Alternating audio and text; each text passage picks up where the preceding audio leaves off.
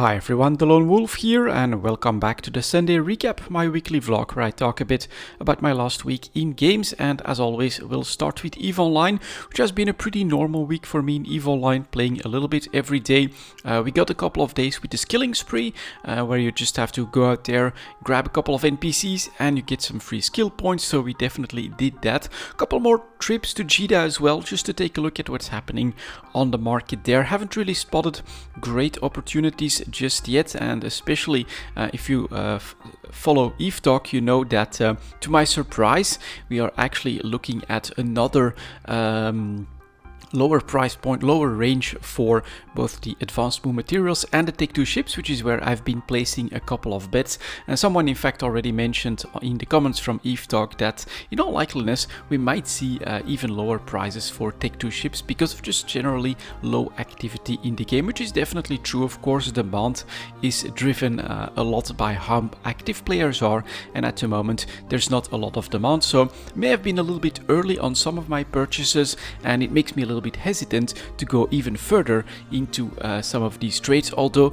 I have to say most of my Take 2 purchases have been with the idea of also being able to use those ships anyway, so it's not like it's gonna be a complete loss, but I may have been a little bit early. We'll see of course how the fall itself evolves, because we did get quite a bit of information all of a sudden with the new expansion called Uprising that's now planned for November. We got a trailer for that as well. First little tidbits of heraldry. We're going to focus on something that I think the player base will really like, which is the corporation and alliance logos, for them to show up on your ship. That's pretty cool, definitely something that I want to achieve as quickly as possible. And then we've got the faction warfare update, which seems pretty interesting, but some unfortunate news there. Well, unfortunate for me. I was really hoping that we would get a little bit of a big bang and that we could also get the allegiance system so that I could choose a side and take part, or find ways to take part into all the faction warfare stuff without having to leave my alliance. But yeah, that's coming normally for the first quarter of 2023, which basically extends the time for me to explore things in the expansion itself, and still gives us a nice chunk of time to fully prepare whatever it is that we still want to prepare. For me, it's probably going to be maybe some transport ships and maybe like a small base of operation close to some of those faction warfare systems that involve the Galente. So that's what I'm looking into at the moment, and I am looking forward to EVE Online Uprising. And if you like follow the subreddit and things like that a little bit, there's stuff happening already in game. So the narrative, the story that's being told is slowly unfolding. People are finding stuff out, and especially if you're in faction warfare, I think that you will have avenues to already set goals and go for stuff, do stuff when it comes to faction warfare that will maybe help determine what comes next when the Uprising expansion actually hits. And then also the news, of course, that there's going to be new ships. That's also, I think, a little bit of something that CCP can use to hype people up a little bit. I think that especially if it is indeed faction navy faction destroyers, I do think that will be pretty interesting, because just to take one base versions of a lot of destroyers pack a serious punch, have a lot of firepower for the cost of the hull and the size of the hull, and so getting an upgrade on that's not straight into Take 2, that has like interdictors and things like that, very specialized types of ships, it could be super interesting. They could be very powerful, which does tend to be the trend when new ships first come out. So we will see how things evolve, and of course, as always, I'll keep you guys up to date on all of that as well. And that of course means that I put some more time into Path of Exile, and in fact I made another character from scratch.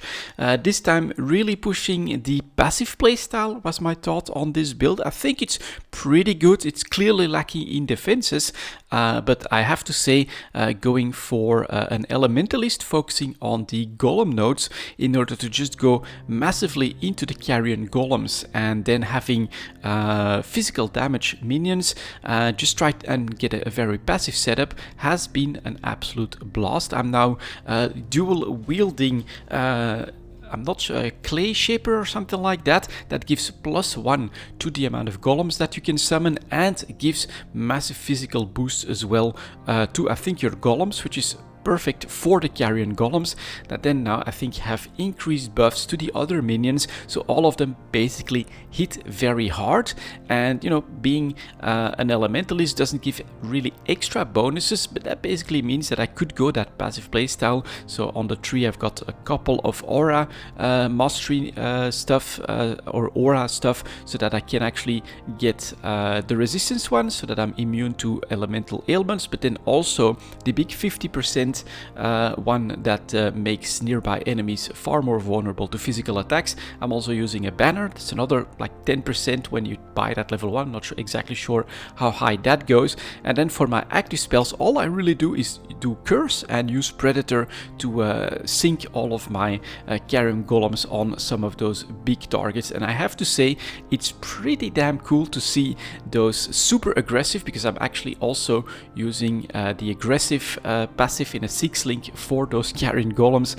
Whenever anything comes in range of them, whenever they spot any enemies, they immediately leap into action, blast AoE spikes all over the place, and they're just very powerful, very aggressive in and of themselves. And then whenever there's a rare, I just put Predator on there, and they just start smacking that guy to death as well.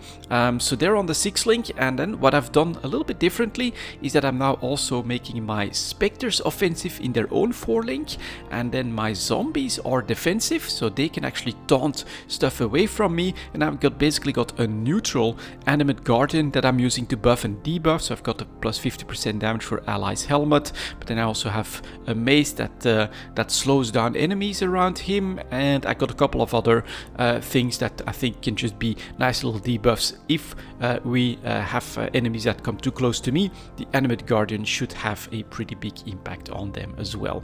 And so overall, I think that's pretty powerful. Of course, I had a little bit of an advantage with having a lot of gear and everything like that ready, leveling up. But what you're seeing in the background is like a couple of clips from bosses that are just getting completely melted in my leveling process. And by the end of the week, managed to get this character into maps, and I have to say, it still feels pretty strong. Now, it's got one big disadvantage, although we're fielding 6 carrion golems, which is pretty cool.